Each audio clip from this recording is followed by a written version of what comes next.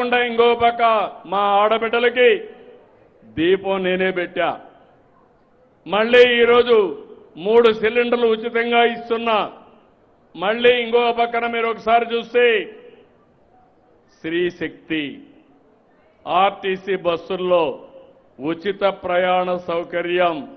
ఎక్కడికి పోవాలన్నా దర్జాగా మీ ఆధార్ ఇచ్చేసి ఏ టెంపుల్కి పోవాలన్నా, ఏ మసీదుకి పోవాలన్నా, ఏ ప్రాంతానికి పోవాలన్నా ఫ్రీగా ప్రయాణం చేసే ఏర్పాటు చేశాను.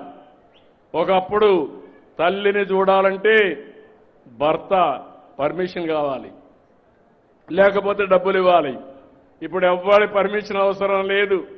ఏ దేవాలయానికి పోవాలన్నా బస్సు ఎక్కి నేరుగా వెళ్ళిపోవచ్చు. అక్కడ కూడా ఉచితంగా భోజనం పెడుతున్నాం. మళ్ళీ అన్నదానం అన్ని టెంపుల్స్లో పెడుతున్నాం.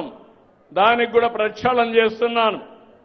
అంటే మీరు ఒక్కసారి గుర్తుపెట్టుకుంటే ఇదే ప్రభుత్వం 5 ఏళ్లు ఏ విధంగా ప్రయత్నం చేశారు, ఇదే ప్రభుత్వం ఈరోజు ప్రజల కోసం ఎట్లా అందుబాటులో ఉన్నాం గుర్తుపెట్టుకోవాలి.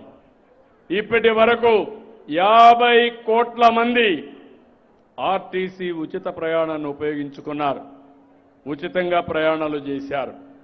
ఇంకో పక్కన నేను డిఎస్సీ పెడతా అన్నాను, కానిస్టేబుల్స్కి ఇస్తా అన్నాను. చెప్పిన మాట ప్రకారం మెగా డిఎస్సీ పెట్టా. పిల్లలందరికీ ఉద్యోగాలు క్రియేట్ చేయడానికి ముందుకు పోతున్నా.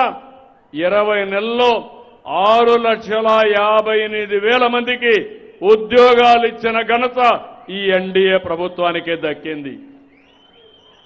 ఎక్కడ చూసినా గుంతలు పడిపోయిన రోడ్లు భయంకరంగా ఉన్నాయి.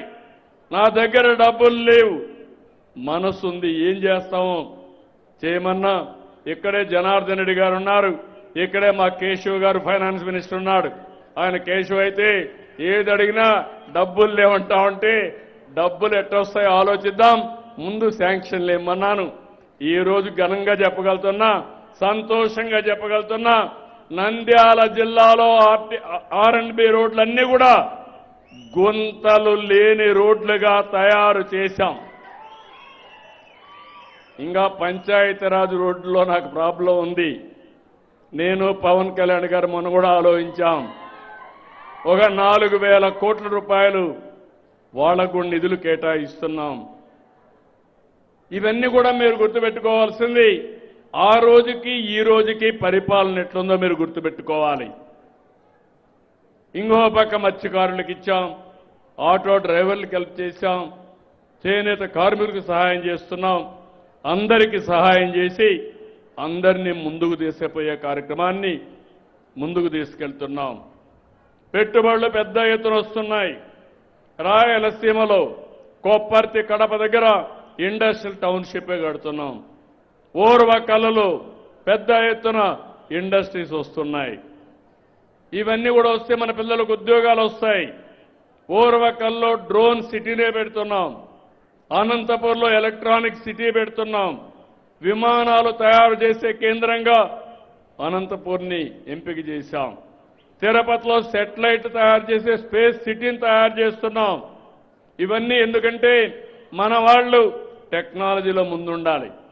ఒకప్పుడు నేను చేశాను, హైదరాబాద్లో హైటెక్ సిటీ కట్టాను, టెక్నాలజీకి ప్రాధాన్యత ఇచ్చాను. ఆ ఒక్క విషయం మీరు ఒకసారి చూస్తే బ్రహ్మాండంగా ఫలితాలు వచ్చి ప్రపంచం అంతా మన వాళ్ళు వెళ్ళారు. మీ ఊర్లో కూడా ఉంటారు. ఈరోజు ప్రపంచంలో ఎక్కడికి పోయినా తెలుగువాడు ఎక్కువ ఆదాయాన్ని సంపాదిస్తున్నాడు. దానికి కారణం ఆ రోజు నేను తీసుకున్న నిర్ణయం.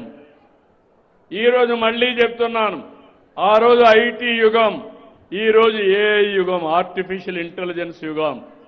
ఈరోజు మీ ఆరోగ్యం కోసం మీ పొలాన్ని పంట ఎక్కువ సాగు చేయాలన్నా, ఆధునిక పద్ధతులు ఉపయోగపడాలన్నా, ఎప్పటికప్పుడు తెగులు నివారించాలన్నా ఏఐ ద్వారా మీకు అన్ని విషయాలు చెప్పే పరిస్థితికి వస్తున్నాం. ఈరోజు మీ ఊర్లో ఎంత గ్రౌండ్ వాటర్ ఉంది. ఈరోజు నేను చూశాను, నంద్యాల జిల్లా 6 మీటర్లలో నీళ్లున్నాయి. డోన్ వచ్చే కొందికి 19 మీటర్లో నీళ్లున్నాయి. అంటే 3 రెట్ల పైన